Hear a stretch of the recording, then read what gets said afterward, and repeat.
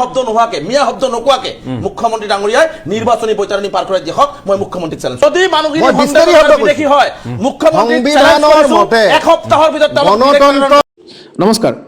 মিয়া শব্দ উচ্চাৰণ নকৰাকৈ মুখ্যমন্ত্ৰীয়ে নিৰ্বাচনী বৈতৰণি পাৰ কৰি দেখক বুলি মুখ্যমন্ত্ৰীক প্ৰণপতীয়া প্ৰশ্ন ৰেজাউল কৰিম চৰকাৰৰ আৰু তেখেতে কয় যে যদি উচ্চাৰিত লোকসকল সঁচাকৈয়ে বিদেশী হয় তেনেহ'লে তেওঁলোকক বাংলাদেশত পঠাই নিদিয়ে কিয় মুখ্যমন্ত্ৰীয়ে আৰু বহুকেইটা প্ৰশ্নৰে থকা সৰকা কৰি বিজেপি চৰকাৰক আহক পলম নকৰি আজি সম্পূৰ্ণ ভিডিঅ'টো আমি আৰম্ভ কৰোঁ শব্দ নোহোৱাকে মিয়া শব্দ নোকোৱাকে মুখ্যমন্ত্ৰী ডাঙৰীয়াই নিৰ্বাচনী বৈতৰণি পাৰ কৰাই দিয়ক মই মুখ্যমন্ত্ৰীক চেলেঞ্জ যদি মানুহখিনি বিদেশী হয় মুখ্যমন্ত্ৰীক চেলেঞ্জ কৰিছো এক সপ্তাহৰ ভিতৰত গণতন্ত্ৰ আৰু আমি কথা পাতি আছো মিয়াক লৈ 26ত বিজেপি খেলিব এতিয়া কি খেলে সেয়া আপোনালোকে আমি সকলোৱে চাব লাগিব যে তেওঁলোকে কৈছে যে ডক্টৰ হিমন্ত বিশ্ব শৰ্মা থকালৈকে মিয়াই অশান্তি পাবই মিয়াক যদি শাস্তি লাগে তেন্তে গাদীচ্যুত কৰিব লাগিব ডক্টৰ হিমন্ত বিশ্ব শৰ্মাক এবাৰ ৰেজাউল কৰিম চৰকাৰ সময় সীমাবদ্ধতালৈ চাই মই আপোনাৰ কাষলৈ আহিছোঁ আপোনাৰ প্ৰাৰম্ভিক মন্তব্য লৈ ল'ব খুজিছোঁ বিষয়টো সব প্ৰথম কথা হ'ল মিয়া কি মিয়া শব্দ নে মানুহৰ লগত জনগোষ্ঠীৰ লগত কিবা সম্পৰ্ক আছে এই কথাটো প্ৰথমতে আচলতে মুখ্যমন্ত্ৰী ডাঙৰীয়াই ৰাজহুৱা কৰিব লাগে মিয়া যদি কোনোবা জনগোষ্ঠী হয় তেনেহ'লে মুখ্যমন্ত্ৰী ডাঙৰীয়াই সেইটো মিয়া জনগোষ্ঠী হিচাপে টাৰ্গেট কৰক যে মিয়া জনগোষ্ঠীক কৈছোঁ কিন্তু মিয়া শব্দটা সন্মানীয় শব্দ এটা এইটো গোটেই ভাৰতবৰ্ষতে মিয়া চলে গতিকে এই কথা বতৰাবিলাক আচলতে মই যিখিনি কৰিছোঁ মুখ্যমন্ত্ৰী ডাঙৰীয়া মই ইয়াতে গোটেইখিনি ৰাজনৈতিক নেতাই যিহেতু আছে যিহেতু আমি এটা ৰাজনৈতিক ছাত্ৰ সংগঠন মুখ্যমন্ত্ৰীয়ে যিটো বিচাৰিছে আমি সেইটো নিদিওঁ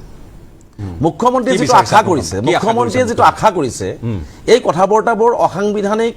আৰু সংবিধানৰ শপত খাই মুখ্যমন্ত্ৰী ডাঙৰীয়া যি ধৰণে সাম্প্ৰদায়িক একেবাৰে নিম্ন খাপৰ বক্তব্য যিটো আগবঢ়াই আছে এই বক্তব্যৰ পৰা মুখ্যমন্ত্ৰীয়ে এটা আশা কৰি আছে কি আশা কৰিছে যিটো আশা মুখ্যমন্ত্ৰী কৰি আছে যে অসমৰ সংখ্যালঘু সমাজ বা যিসকলকে নিজেই মিয়া বুলি নিজকে ভাবে তেওঁলোকে উত্তেজিত হ'ব তেওঁলোকে হিন্দু মুছলমানৰ মাজত এটা বিভাজন সৃষ্টি কৰিব আৰু মুখ্যমন্ত্ৰী ডাঙৰীয়া যিহেতু এতিয়া শৰাইঘাট ৰোড পাৰ হৈ গ'ল 2016 টালিটোপলা বান্ধি বাংলাদেশ যাব লাগিব এইবোৰ কথা যিহেতু ইয়াত নচলিলে গতিকে এটা ডাঙৰ ব্ৰেণ্ড তৈয়াৰ কৰিব লাগিব গতিকে ডাঙৰ ব্ৰেণ্ড ক'ত তৈয়াৰ কৰিব গতিকে এটা মিয়া শব্দটোক তেওঁ ব্ৰেণ্ড হিচাপে ব্যৱহাৰ কৰিব বিচাৰিছে এটা পৰিকল্পিতভাৱে গতিকে পৰিকল্পিতভাৱে আৰু এইটো গোটেই চাব ডিজাইনটো সুবিধাখিনি সংখ্যালঘু মানুহৰ একাংশই দিয়া নাই মই কৈ আছো এগৰাকী বিধায়ক আশৰাফুল বা আমি বহুতক দেখিছিলোঁ সেই সময়ত মিয়া কবিতা শিৰোনামেৰেইতো গোটেই কথাবোৰ আহিছিলে জেনফবিক অসমীয়া বুলি এই কথাবোৰ সুযোগটো জানো চৰকাৰ একাংশই নিদিলে এটা সমাজ ব্যৱস্থা চাওক এটা সমাজ ব্যৱস্থাত আজি বেছি নহয় 2 বছৰ 3 বছৰ আগৰ কাহিনী সেই সময়ত কিন্তু আমি বিৰোধিতা কৰিছোঁ যিহেতু এটা জনগোষ্ঠী নহয়েই জনগোষ্ঠী হিচাপে কোনো স্বীকৃতি পোৱা নাই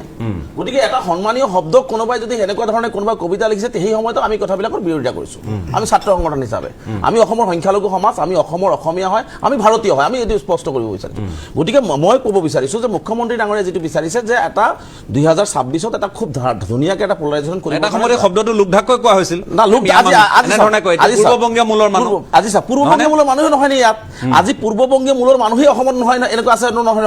অবিভক্ত গোৱালপাৰা জিলা অসমৰ অংগ নাছিলেই অসমৰ লগত অবিভক্ত গোৱালপাৰা জিলা চামিল হৈছে গতিকে আৰু এটা কথা কওঁ বৰ্তমানৰ কোচবিহাৰ বৰ্তমানৰ শিলিগুৰি ইয়াৰ পৰা বহু মানুহ আহিছে পূৰ্ববংগৰ কথাটো বাদেই দিলোঁ এই অঞ্চলৰ পৰা বহু মানুহ তেতিয়া আহিছে ভাৰত স্বাধীনতা ব্ৰিটিছৰ সময়ৰ পৰা আহিছে গতিকে এই মানুহখিনি এতিয়া যুগ যুগ ধৰি ইয়াত বসবাস কৰি আছে ইয়াৰ বাসিন্দা হয় আৰু যিহেতু আমি অসম চুক্তিক সন্মান সকলোৱে অসম চুক্তি মানি লৈছোঁ আৰু 71ৰ আগৰ হোৱা প্ৰতিজন ভাৰতীয় যিসকল শ বছৰ আছেই যিসকলে 71ৰ চুক্তিৰ মতে পৰিলে সেইসকলে এতিয়া ভাৰতীয় গতিকে সেইসকল মানুহক হাত দিব নোৱাৰে আৰু মুখ্যমন্ত্ৰী ডাঙৰীয়াই যি ধৰণে কথা বতৰাবিলাক কৈছে যে আজি মিয়াক অত্যাচাৰ কৰিম মিয়াক অন্যায় কৰিম আৰু এতিয়া কথা হৈছে যে কোনোবাই চৰকাৰী ভূমি দখল কৰিছে ঠিক আছে অপৰাধ কৰিছে গৰাখহনীয়া পীড়িত হৈ মই মানি লৈছোঁ গৰাখহনীয়া পীড়িত হৈ সৰ্বোচ্চ হেৰুৱাইছে কেতিয়াবা BTIDৰ গোষ্ঠীগত সংঘৰ্ষত মই এতিয়াও কৈছোঁ কংগ্ৰেছেই হওক বা বিজেপিয়ে হওক আজি বাছবাৰীৰ পৰা আৰম্ভ কৰি আমটেঙা কয়লা ময়লাৰ যে এতিয়াও 1300 পৰিয়াল বঙাইগাঁৱৰ ৰাখালডুবি হাই ৰোডৰ কাষত ভাড়া কৰি 93ৰ পৰা আছে সেইসকল মানুহ সংস্থাপন দিব লাগিব নে নাই চৰকাৰৰ তেওঁলোকে গোষ্ঠী সংঘৰ্ষ পীড়িত গতিকে চৰকাৰৰ যদি পাৰ্মানেণ্ট এটা সলিউশ্যন কৰে যে না ঠিক আছে তেওঁলোকে চৰকাৰী ভূমি দখল কৰিছে এওঁলোকক যিহেতু গৰাখহনীয়া পীড়িত বা গোষ্ঠীগত সংঘৰ্ষৰ তেওঁলোকৰ চাৰ্টিফিকেট আছে এওঁলোকৰ এটা ক'ৰবাত জেগাত আমি সংস্থাপিত কৰি দিওঁ তেওঁলোকে জীৱনৰ মতে তেওঁলোকে এটা সংস্থাপন পাই যাব আৰু ক'তো কোনো জিলাত তেওঁলোকে নিজৰ জীৱন আৰু সম্পত্তিৰ নিৰাপত্তা বিচাৰি তেওঁলোকে নাযাব কাৰণ যি ভাৰতীয় নাগৰিক যিয়ে অসমৰ নাগৰিক তেওঁক আপুনি 100 বাৰ উচ্ছেদ কৰি লওক তেওঁ ক'ত যাব তেওঁ ভাৰতবৰ্ষৰ চাৰিসীমাৰ মাজতে থাকিব তেওঁতো ইয়াৰ পৰা বাহিৰত গুচি নাযায় গতিকে উচ্ছেদ কৰি সেই মানুহখিনিক পৰিভ্ৰমী কৰাতকৈ প্ৰথম টাৰ্গেট চৰকাৰৰ নীতি নিৰ্ধাৰণ হ'ব লাগে যে ইমান মাটি বেদখল হৈ আছে ইমানখিনি মানুহক আমি চৰকাৰীভাৱে অমুক অমুক জিলাত সংস্থাপন কৰি দিম আৰু এই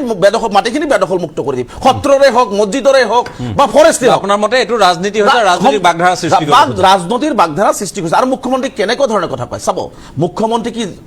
আইনত মানে মুখ্যমন্ত্ৰী কি আইন বনায় নেকি মুখ্যমন্ত্ৰী ডাঙৰ কি কয় মুখ্যমন্ত্ৰী শাস্তি দিব পাৰে নেকি এজন মুখ্যমন্ত্ৰী তেওঁ সকলোৰে মুখ্যমন্ত্ৰী তেওঁ মিয়া বুলি যাক ভাবিছে তেওঁৰো মুখ্যমন্ত্ৰী তেওঁ আজি উজনি অসমৰ পৰা নামনি অসম বৰাক ব্ৰহ্মপুত্ৰ সকলো জাতি জনগোষ্ঠীৰ যি ভাষা ভাষীয়ে নকওক কিয় সকলোৰে মুখ্যমন্ত্ৰী সেইখন চকীৰ পৰা তেওঁ কেনেকে মানুহক শাস্তি দিব আৰু মিয়াই কি খাব মিয়াই কেনেকে পিন্ধিব কেনেকে চলিব সেইটো অভিভাৱক মুখ্যমন্ত্ৰী নহয় নহয় নেদেখাজন থাক গতিকে মুখ্যমন্ত্ৰী ডাঙৰে এই ধৰণৰ প্ৰপাগাণ্ডা সৃষ্টিবিলাক বন্ধ কৰক আৰু তেওঁ যদি বিচাৰিছে যে আমি সকলোৱে উত্তেজিত হৈ যাওঁ আমি সকলোৱে এটা 26ৰ নিৰ্বাচনৰ সময়ত নামনি মধ্য উজনি এইবোৰ ভাগ ভাগ কৰি দিওঁ আৰু তেতিয়াই মানুহে মানে ইস্যু বাদ দিব ডেভেলপমেন্টেৰ ইস্যু বাদ দিব জুবিন গাৰ্গ ডাঙৰীয়াৰ ন্যায়ৰ কথা বাদ দিব তাৰ উপৰি আৰু বিভিন্ন ক্ষেত্ৰত বিভিন্ন কথাবিলাক বাদ দিব ইচ্ছাকৃতভাৱে এটা ইচ্ছাকৃতভাৱে এইটো বনোৱা হৈ আছে গতিকে মই মুখ্যমন্ত্ৰী ডাঙৰীয়াক চেলেঞ্জ কৰিছো মুখ্যমন্ত্ৰী ডাঙৰীয়া প্ৰথমতে অসমৰ ভূমি কিমান জনগোষ্ঠী কোন জনগোষ্ঠী কেনেকে ক'ত দখল কৰিছে সেইটো এটা শ্বেতপত্ৰ প্ৰকাশ কৰক তাৰ পিছত আলাপ আলোচনাৰ জৰিয়তে যদি চৰকাৰী ভূমি দখল কৰা আছে সেইসকলক সংস্থাপন কৰি কৰক তেনেহ'লে 100 বছৰেও এই সমস্যাখিনি নাহিব আৰু এটা কথা কৈ দিছো তুলাৰাম গগৈ ডাঙৰীয়া যিটো কথা কৈছে যে 71ৰ পিছৰ মানুহখিনিক মিয়া বুলি কৈছে নেকি মুখ্যমন্ত্ৰী উচ্ছেদ কৰাৰ পিছত মুখ্যমন্ত্ৰীয়ে সেই মানুহখিনিক এতিয়ালৈকে ভেৰিফিকেশ্যন কৰিছে নেকি যে এইখন ভাৰতীয় হয় নে ভাৰতৰ বাহিৰৰ হয় সন্দেহজনক মিয়া বুলি কেনেকে ক'ব মুখ্যমন্ত্ৰীয়ে মই ভাবো যে এই কথাটো কোৱাৰ আগত তেওঁ পদত্যাগ কৰা উচিত আছিল কাৰণ মুখ্যমন্ত্ৰীয়ে এজন মানুহক এনে সন্দেহজনক বুলি ক'ব নোৱাৰে নহয় তেওঁ প্ৰুভ কৰিব লাগিব মই মুখ্যমন্ত্ৰী হৈ সন্দেহজনক মই মিয়াক উচ্ছেদ কৰিলো সন্দেহজনক মিয়াক যদি উচ্ছেদ কৰিছে বাংলাদেশ কিয় প্ৰেৰণ কৰা হোৱা নাই ঠিক আছে বা বাহিৰত কিয় প্ৰেৰণ কৰিব পৰা নাই এই প্ৰশ্নখিনি মুখ্যমন্ত্ৰী দিব লাগিব মই এটা বিৰতি এই অত্যাচাৰবিলাক বন্ধ হ'ব লাগে মুখ্যমন্ত্ৰীৰ আৰু এইটো একদম সম্পূৰ্ণ কেৱল মাত্ৰ ধৰ্মীয় সংখ্যালঘুক টাৰ্গেট কৰি মানে তেওঁ আচলতে ৰাজনৈতিকভাৱে অসমত এটা অস্থিৰ বাতাবৰণ সৃষ্টি কৰিব বিচাৰিছে 71ৰ পিছত মই আজি তুলাৰাম গগৈ ডাঙৰীয়াক কৈছো 71ৰ পিছত কোনো মুছলমান বাংলাদেশী যদি আছে মুখ্যমন্ত্ৰী দেখুৱাই দিয়ক মুখ্যমন্ত্ৰী উলিয়াব নালাগে আমি উলিয়াই দিম কিন্তু ভাৰতীয় নাগৰিকৰ অত্যাচাৰটো আমি সহ্য নকৰোঁ বিৰতি লৈ লওঁ সঞ্জন আহি আছো আপোনাৰ কাষত এটা সমূহ বিৰতিৰ পাছত আপোনালোকক পুনৰ স্বাগতম মই ৰেজাউল কৰিম ডাঙৰীয়াৰ ঘৰ উচ্ছেদ হৈছে নেকি নাই হোৱা ন কৰিমুদ্দিন বৰবুৰীয়া ঘৰ এইটো মই ঠিক আছে নাই মই সেইটো কোৱা নাই শুনি লওক ঠিক আছে ঠিক আছে গম পাইছো এনেই তেওঁলোকৰ ভাত কাঢ়ি লোৱা হৈছে স্কুল কাঢ়ি লোৱা হৈছে তেওঁলোকৰ সৰ্বোচ্চ কাঢ়ি লোৱা হৈছে তেওঁলোকে ভাৰতীয় না না কামবোৰ বেয়া কাম কৰিলেতো কৰিবই লাগিব আজি যদি আপুনি নাই কামটো নটৰিয়াছ কৰিলেতো নটৰিয়াছ বুলি ক'ব মই আপোনাক কোৱা নাই না আমি অনলাইন অসমৰ মানুহ বিজ্ঞ মুখপাত্ৰ হৈ যদি আপুনি এটা জনগোষ্ঠীৰ ভাৰতীয় নাগৰিক যদি মানুহখিনি হয় মুখ্যমন্ত্ৰী এসপ্তাহৰ ভিতৰত গণতন্ত্ৰ আৰু সংবিধানৰ এটা শব্দ উঠাব লাগিব নটৰিয়াছ শব্দ ক'ব নোৱাৰে একদম ডিক্সনাৰী নটৰিয়াছ শব্দ ক'ব নোৱাৰে সাংবিধানিক ডিক্সনাৰী শব্দ আপুনি ক'ব নোৱাৰে নেকি নাই মই এইটো ডিক্সনাৰী আপুনি ক'ব পাৰে আপুনি ক'ব পাৰে বেদখলকাৰী আপুনি কৰা অবৈধভাৱে বেদখল আপুনি শুনি লওক এখবাৰ কওক শুনি লওক হয় বেদখল কিয় বেদখল কৰিছে মোৰ কথাটো শুনি লওক ভাৰতীয় সংবিধানৰ গণ্ডিত নোহোৱা যি কাম কৰিব এইটো নটৰিয়াছ কামেই হ'ব আপোনালোকক সংবিধান মতে কাম লাগে এজন মানুহ ঘৰৰ চৰকাৰী বনাঞ্চল দখল কৰিব লাগে বুলি সংবিধানত লিখা আছে বাসস্থান দিয়াৰ দায়িত্ব কাৰ নাই অন্য বস্ত্ৰৰ বাসস্থান দিয়াৰ দায়িত্ব কাৰ চৰকাৰৰ দায়িত্ব কৰিম ডাঙৰীয়া চৰকাৰে উচ্ছেদ কৰিছে অন্য বস্ত্ৰৰ বাসস্থান দিব ভাৰতীয় নাগৰিক নটৰিয়াছ কাম কৰিলে নটৰিয়াছ বুলি নহয় নহয় আপুনি নটৰিয়াছ কাম কৰিলে আপুনি বিজেপিৰ পৰা আমি এইটোৱে আশা কৰিম বিজেপি দলৰ পৰা মানুহক বুলি গণ্য নকৰে আৰে কেনেকৈ মানুহ আপোনাৰ পিএছও আছে থাকিব পাৰে তেতিয়াহ'লে চৰকাৰেতো আপোনাক বিভেদ কৰা নাই আপুনিতো মুছলমান সম্প্ৰদায় মোৰ জনগোষ্ঠীক বিভেদ কৰি আছে মোৰ জনগোষ্ঠীক চৰকাৰখনে সবকা সাথ সবকা বিকাশ কিন্তু মই মৰি যাম মোৰ জনগোষ্ঠীক কোনো অপমান কৰিব তাৰ প্ৰতিবাদ আমি কৰিম কিন্তু আপুনি এইটো নটৰিয়াছ কাম কৰিব লাগিব কোনো কৰা নাই না আপুনি নটৰিয়াছ কাম মোক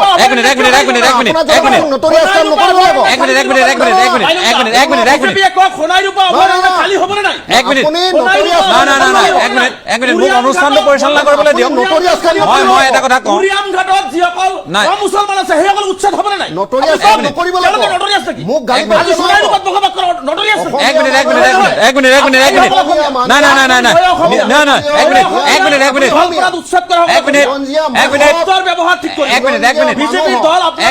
ডাঙৰ দল বুলি কয় এনেকুৱা ধৰণৰ মোৰ কথাটো শুনক সুৰঞ্জন আজি লজ্জিত হৈছো ৰেজাউল কৰিম চৰকাৰ না ঠিক আছে ৰেজাউল কৰিম চৰকাৰ এক মিনিট সুৰঞ্জন সুৰঞ্জন এক মিনিট সুৰঞ্জন লাগিলে মৰি যাম প্ৰতিবাদ কৰি থাকিম মুখ্যমন্ত্ৰী ডাঙৰীয়া চেলেঞ্জ আমি চেলেঞ্জ দিছো আপোনালোকৰ নটৰিয়াছ কাম কি ধৰণে নটৰিয়াছ কাম আমি নাগৰিকত্ব দিব নহয় ডাঙৰীয়া বাংলাদেশীক নাগৰিকত্ব ভাৰতীয় নাগৰিক আপোনালোকে যিখিনি নটৰিয়াছ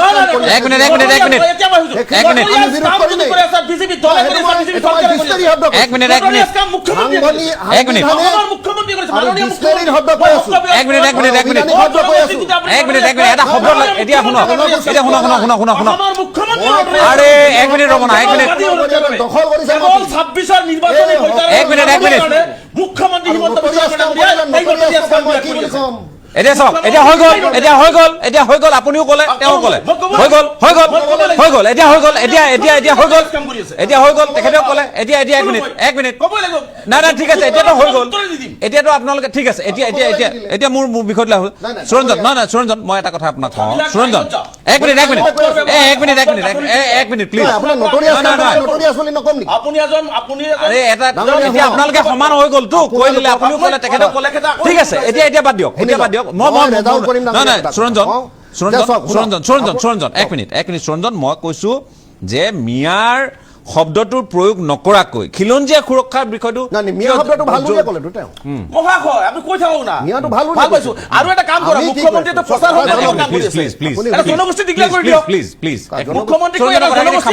আপুনি সামৰক আপোনাৰ কথাখিনি কওক সামৰক মই কংগ্ৰেছৰ কথা নকলোৱেই মই অকল ৰেজাউল কৰিম আনছু কথাই কৈছো ৰেজাউল কৰিম ডাঙৰীয়াৰ কথাই কৈছো এখেতোকে কয় কি মুখ্যমন্ত্ৰীয়ে সাংবিধানিক কামবিলাক নকৰে সংবিধানক ধ্বংস কৰিছে বুলি কয় ৰাইজৰ দলে অলপ আগত কৈ গ'ল কংগ্ৰেছেতো বৰ বেয়া উপমা এটা দি দিলে আমাক বিজেপিৰ মানুহখিনি কিন্তু সংবিধানত ক'ত লিখা আছে ভাৰতীয় সংবিধানত চৰকাৰী বনাঞ্চল দখল কৰিব লাগে আৰু যেতিয়া সংবিধানৰ বিৰুদ্ধে কাম কৰে সেইটো ভাৰতবৰ্ষত নটৰিয়াছ কাম নহয় নেকি কওক আপুনি অন্য বস্তুৰ বাসস্থান দিয়াৰ দায়িত্ব আৰু সেইটোতো পাছত উচ্ছেদিত হয় সেইবুলি আপুনি চৰকাৰী মাটি যিটো সংবিধানত নাই আজি এতিয়া আপোনাৰ সত্ৰৰ মাটি বেদখল ৰ'ব আমি শুনিতো লওক না আৰু আপোনাৰ এইখিনিতো কিমান দিন আপুনিতো 6 মাহৰ পৰা এইখিনিতো কেছেট বজাই আছে নাই আপুনিতো কেছেট বজাই আছে 30 লাখ আমাৰ অসমীয়া মানুহে আমিতো শিৱসাগৰৰ শুনি লওক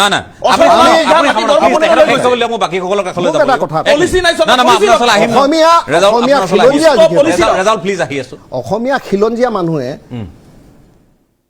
এটা মোক অসমত দেখাই দিয়ক মছজিদৰ মাটি সীমা ঠেলিছে কিন্তু আমাৰ সত্ৰবিলাক যে দখল কৰি চেছ কৰি দিলে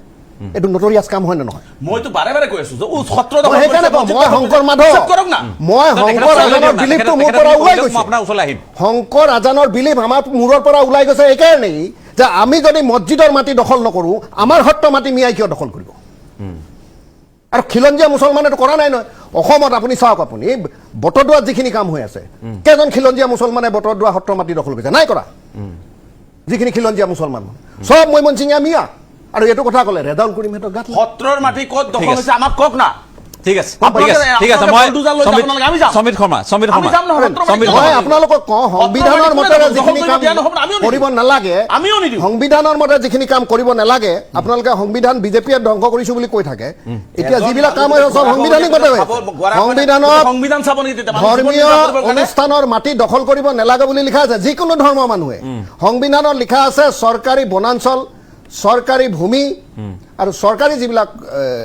অভয়াৰণ্য আছে জলাশয় আছে এইবিলাক দখল কৰিব নালাগে কোনে বহাইছে? আৰু যোনে দখল কৰিব যায় এইবিলাক নটৰিয়াছ নহয়, নহয়, বহোৱা মানুহখিনিতো আৰে ঠিক আছে। নটৰিয়াছ কামটো ঠিক আছে। কৰিব নালাগে বহুত ঠিক আছে। মানুহতো বহোৱা হৈছে। ঠিক আছে, এক মিনিট, এক মিনিট, নটৰিয়াছ কাম এক মিনিট, এক মিনিট, এক মিনিট, বহোৱাখিনিয়েতো নটৰিয়াছ কাম কৰে। বিজেপিয়ে বহোৱা, বহুত মানুহতো বহোৱা হৈছে। এতিয়াতো মই আজি- অনুষ্ঠানটো অটো আজি পাইলট এওঁদিয়া মোডত যাবলৈ পৰা দিব নোৱাৰো। বিধায়কে কৈ গ'ল। মই নিজে নিয়ন্ত্ৰণ কৰিব বিকাশৰ লাগিব। শইকীয়া নিয়ন্ত্ৰণ ডাঙৰীয়া কৰিছো। দিনৰ পৰা মোৰ মতে চলক। ইয়াতে অবৈধ মোৰ মতে বাংলাদেশী চলক। পাইছে। এজন এজনকৈ কওক। এজন এজনকৈ কওক। মই ৰেজাল্ট কৰিম চৰকাৰ 1.5 মিনিটমান পাম। মই এটা কথা স্পষ্টকৈ ক'ব বিচাৰিছোঁ যে এই যে অবৈধভাৱে উচ্ছেদৰ কথা কোৱা হৈছে, মাটি বেদখলৰ কথা কোৱা হৈছে, মই বিচাৰোঁ যে প্ৰতিটো ৰাজনৈতিক দল চৰকাৰে একেলগে যৌথভাৱে বহি এটা মানে যুগৰ অৱসান ঘটাই যিসকলে আচলতে প্ৰকৃত ভাৰতীয় নাগৰিক গৃহহীন হৈছে বিভিন্ন কাৰণত তেওঁলোকক এটা সংস্থাপনৰ তৰুণ ব্যৱস্থা গগৈক কৰি বোলে কংগ্ৰেছৰ একাংশ নেতাই তৰুণ গগৈয়ে কৈছিল কংগ্ৰেছৰ একাংশ নেতাক যে এইখিনি ওৱান্স ফৰ অল ছেটেলমেণ্ট কৰি দিব লাগে, সমস্যাটো সমাধান কৰি দিওঁ। তেতিয়া তেওঁক ক'লে বোলে যে নহয়, আলী আকবৰ মিয়াই এইটো বৰ চাঞ্চল্যকৰ অভিযোগ উত্থাপন কৰিছিল কিছুদিন পূৰ্বে যে নহয় এইটো নকৰিব, এইটো কৰিলে এই মানুহখিনি আপোনাক আৰু উভতিও নাচাব। চাওক মানে এতিয়া কোনে কি কৈছে এইটো কথা নাই, এটা কথাই স্পষ্ট, মই এটা কথা স্পষ্টকৈ কৈছোঁ যে তিনিটা ৰাজনৈতিক দল ইয়াত মুখ্যমভাৱে আছে। বিজেপি সন্মুখৰ পৰা মাৰি আছে আৰু আমাৰ কি কয় কংগ্ৰেছে পিছপিনৰ পৰা মাৰে আৰু ইউডিএফে ব্লেকমেইলিঙেই চলে। গতিকে এইটো সংখ্যালঘু ৰাইজৰ মাজত মই এইটো বেয়া পাই লাভ নাই, এটা অপ্ৰিয় হ'লে সত্য কথা।